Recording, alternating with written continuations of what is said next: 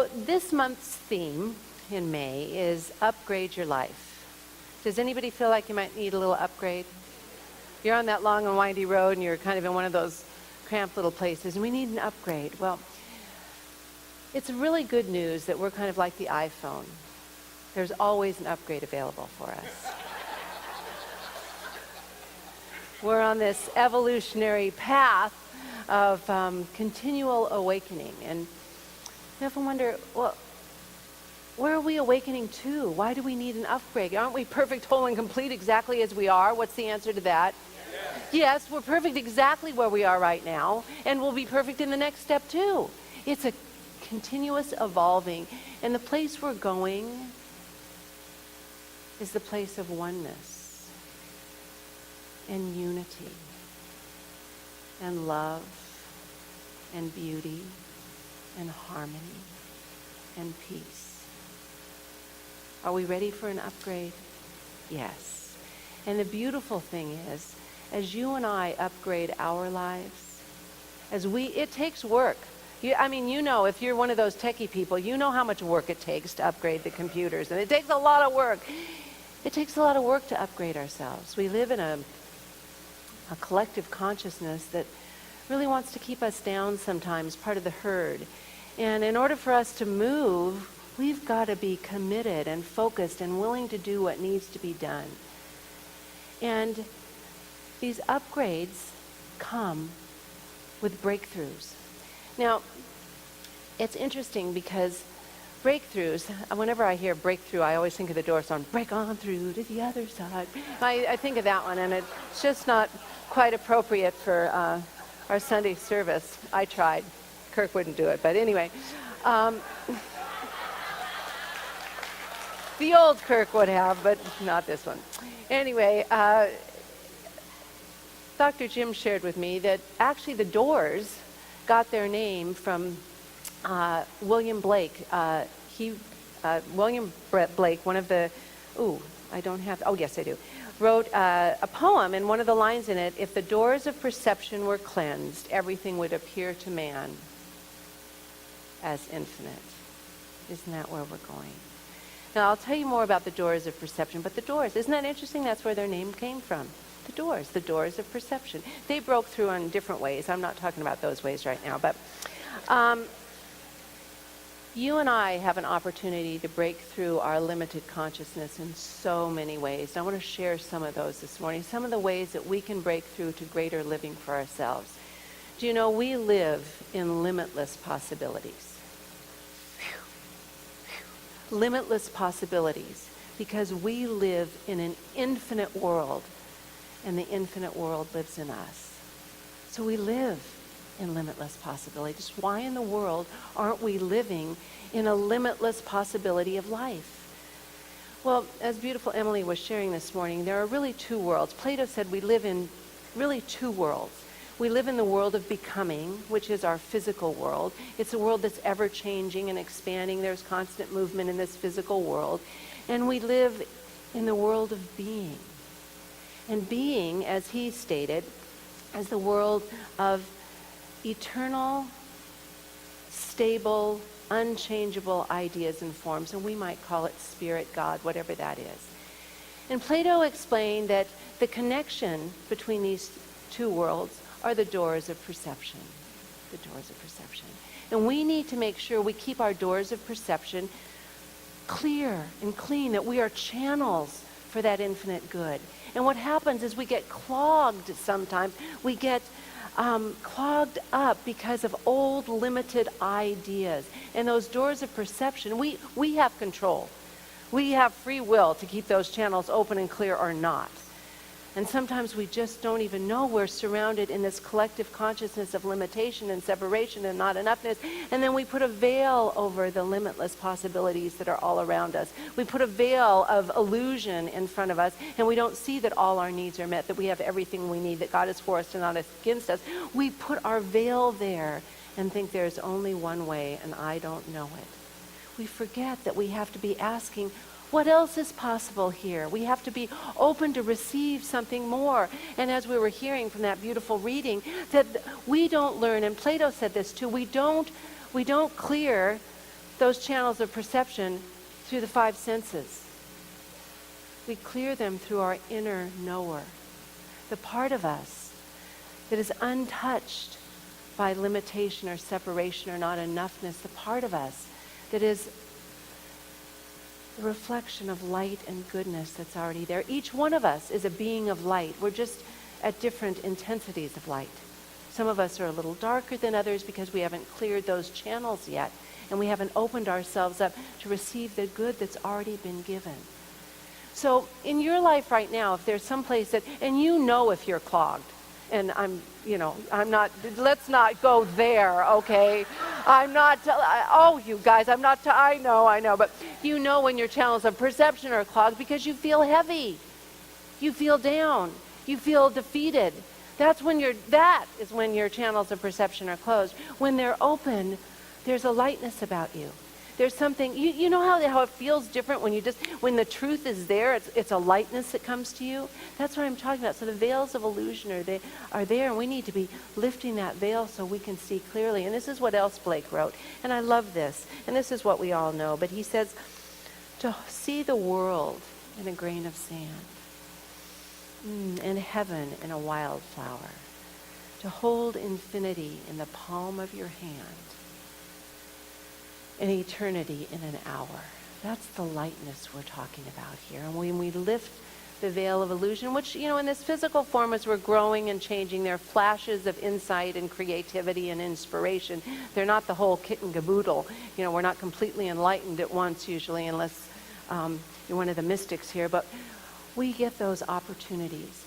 Now, if we imagine that inner spark that I'm talking about is the light of God, the God consciousness within us, that is truly the channel to the infinite, to the all-knowing mind of God, because there's only one mind in which we live, move, and have our being, and that's the mind of God. And we'll talk about our mind in a minute. But so here's this channel. We have this inner fire that's always pushing us to be more. We're perfect right as we are, but there's always more. The problem I see is that inner fire, we try to ignite it by rubbing against the material world. It's great to have desires and wants. It's beautiful to want things here, but they're temporary. They're transient. And if we're trying to light our inner fire, the purpose and passion of our life, by rubbing against the material world, we're here to experience the five senses and love it, enjoy it, and be in it, and that's great, but not make it what our life is, then that fire burns out and gets very, very small spark. Do you know what ignites that inner fire? Is that when we see everything as love and as oneness, then that fire expands and grows and ignites our life. Wow, how beautiful it is. We misuse this power. We've all been given, there's a power for good, greater than I am, always, everywhere, infinitely, and I can use it, but we misuse that power. Instead of using that power to create new possibilities in our life, how often do we use it to rehearse the same old stories? You know what I mean? We use that creative energy to keep telling the same stories, and then we're just repeating that status quo. If we think about our mind, everything starts in mind first. Everything is a creative idea first. And we have this creative consciousness, which is about 10% of our being. This creative consciousness that orders and directs and chooses and creates. And then we have this subconscious part of us that just accepts everything in our life, all the past experience, all the past mistakes and wins, everything in our life. It just accepts it all. In fact, it accepts everything of the collective consciousness in the whole world, and we hold that. And unless we're using this power of our mind, which means we're awake and aware and fully present in the moment, the subconscious is running our life. Ick. I don't want all those past mistakes and those past patterning and those old fixed beliefs to keep repeating themselves, even though they do a lot. We don't see the world as it is. We see the world as we are. So if we really are wondering what's running our life, we need to start looking, wow, okay, it's a mirror to me. It's reflecting back to me what I need to learn, what I need to know, where I need to grow. So what are we supposed to do with that? What are we supposed to do? Well, we get to choose. Now, so here's the choice, and there's many, many zillion, zillion choices, but I'll just give you two. We get to either use this creative power for good to keep repeating the same old stuff over and over again. Okay, that's what I thought. Or we get to use it to create new possibilities. New health, healing, love, joy, better relationships. Where do we want to use it and focus it? Now, I want to tell you something. Instead of rehearsing the old stories, I'm going to give you an opportunity. Let's start rehearsing the truth. Because remember, if we're going to change, the conscious mind is much stronger than the subconscious mind. But it has to be used. What does it have to be? We can't just repeat a nice little sweet affirmation in the morning. I am one with God. Everything is whole, perfect, and complete. I have everything I need. And then go out and live your day and let your subconscious mind run your life. Not going to work. We need to rehearse and practice and do the truth through our spiritual practices. Ernest Holmes said he had 3 principles that he really based all his teaching on. Now, sometimes he changes his mind a little bit, but that's okay.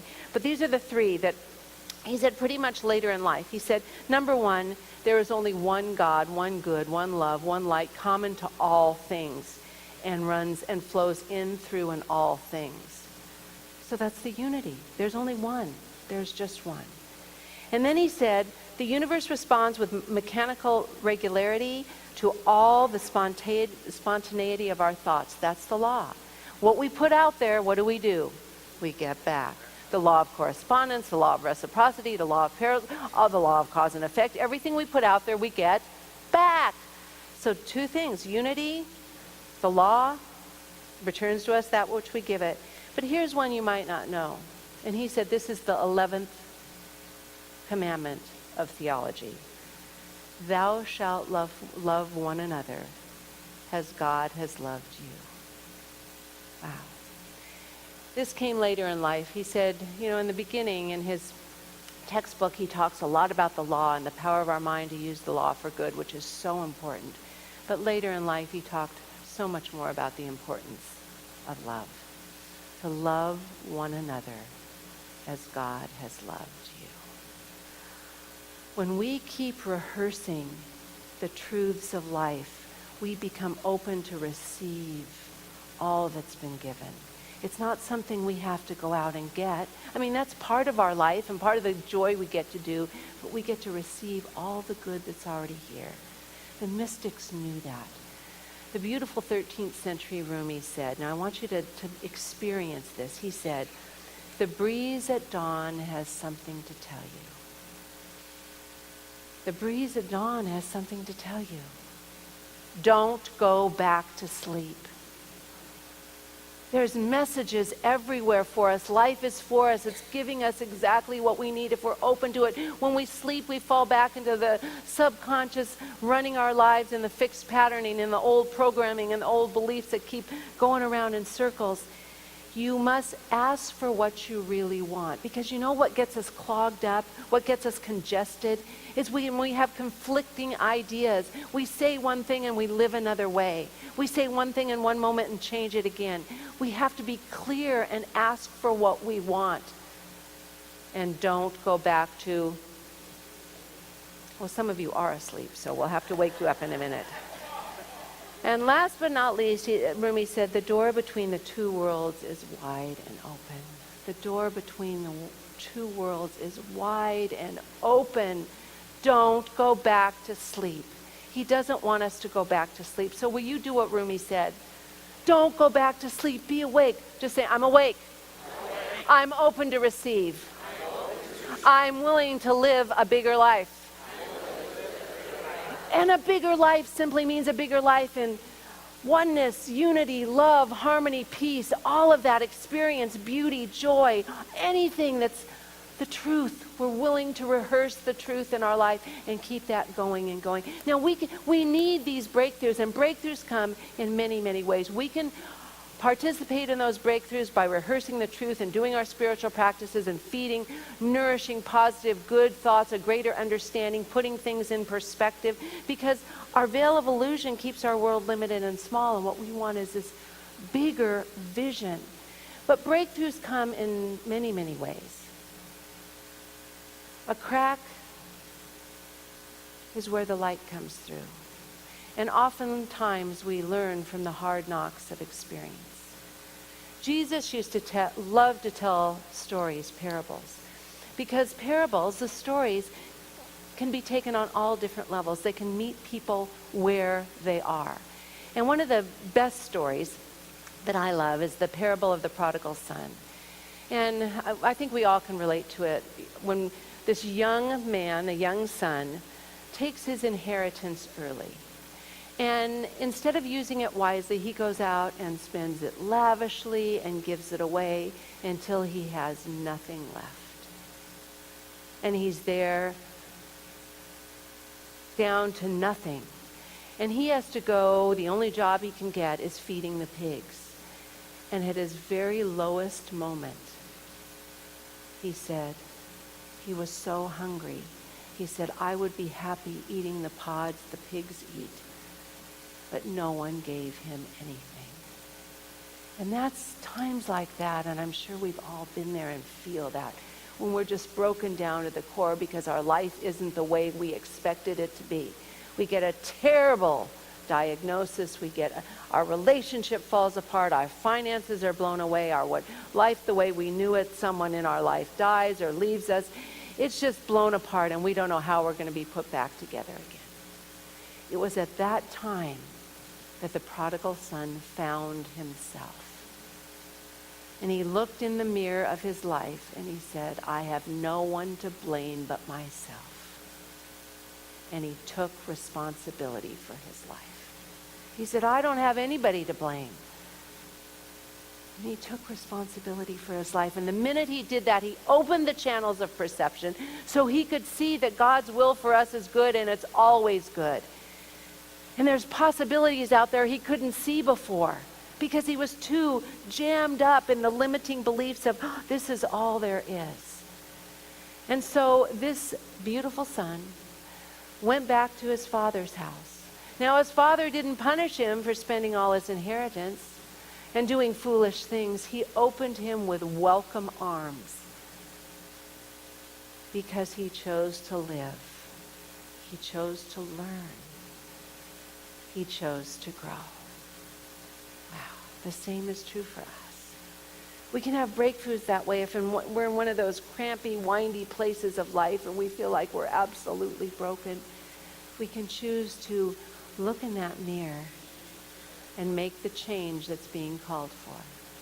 To see, oh my gosh, there's another possibility, a new way of seeing things, a new way of doing things. I read a quote this morning and it said, experience is not what happens to us. It's what we do with what happens to us. That's what experience is. We get to choose what kind of experience we have. Now there's other ways of breaking through, many, many, many other ways of breaking through the stuck kinks in our perception. But this is one that's pretty personal to us. It's called cosmic consciousness, and it was an experience that Dr. Ernest Holmes had.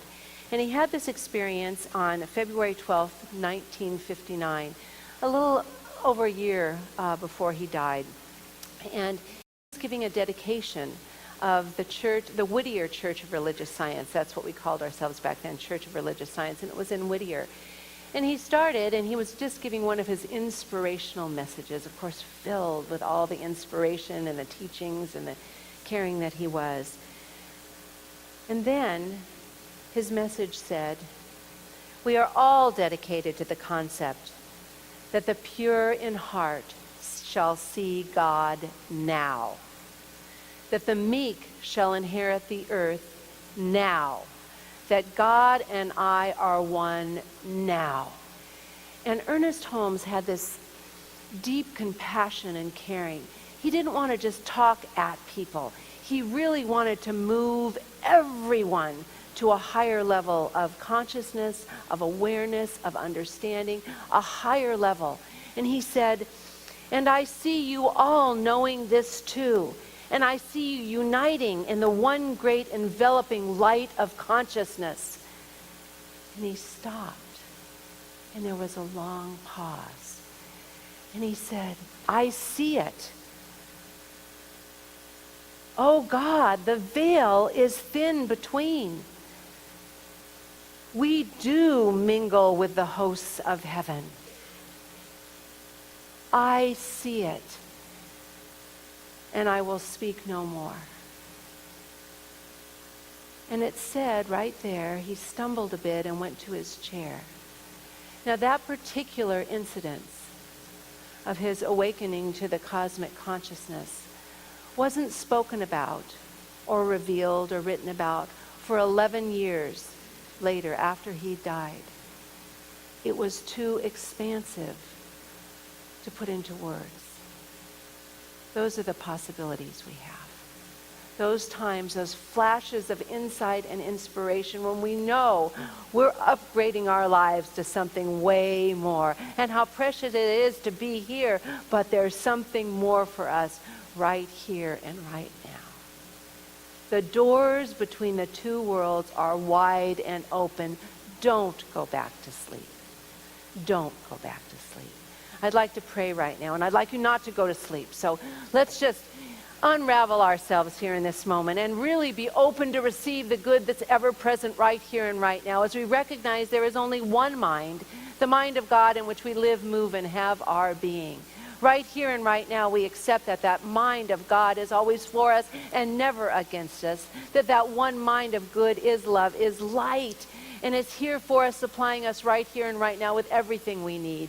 And in this in the sparklies of this energetic field of light and goodness, there are possibilities beyond measure for us to expand, to grow, to upgrade, to become the newest, greatest version of ourselves right now, today, in this moment. And I know for each and every one of us that we are open to accept where we're clogged and blocked, to open and release the heaviness in our bodies, in our minds, in our hearts, in our souls right now, to let it go with a greater understanding that there's something more for us in this moment and in every moment. And I know as we break through the veils of illusion, of separation, of judgment, of limitations right now, that we see the light of a greater good, that you and I join together in knowing and recognizing that right where we are, there's a perfection in us, as us, and through us that's calling to be revealed through us in this moment. Oh, and we breathe in, we feel that light and energy and essence of good, of love, of harmony, of peace. And we are ignited as we ignite that inner fire with the love of self, the love of life, and the love of one another. And as we're courageous enough to ask for what we really, really, really want in this world, to know we matter, that we're appreciated, that we make a difference, whatever it is for you, as we now are willing to state that and say it. I want to be loved. We need to be loving. I want to have friends. We need to be friendly and compassionate. I want to be abundant and prosperous. We need to think prosperous thoughts and live with a prosperous consciousness, that we are the reflection of what we think into this beautiful mind, our mind and the mind of life. Oh, how good it is to know that we let go and lighten the load of all of the fixed and limiting thoughts and come to that place of expansive being. As we breathe into that, we just say, thank you, God, for all of this and so much more. And let's just hold that, seal it as we say together, and so it is. So my wish for each of us today as we leave is to leave through these doors that are wide and open, and to be thinking and knowing what is the greater possibility for me in this moment. That as you leave today, you can recognize that there's something more, not just for you, but for every person. And as you wish this greater possibility for yourself, just take this moment and hold it for every person here. Because you know we can't really keep what we don't give away. So as we wish this possibility for ourselves, I see that possibility of light, of love, of wonder, of goodness, of greatness, of peace and harmony for each and every one of you, right here, right now. Thank you for being part of this journey today. And so it is.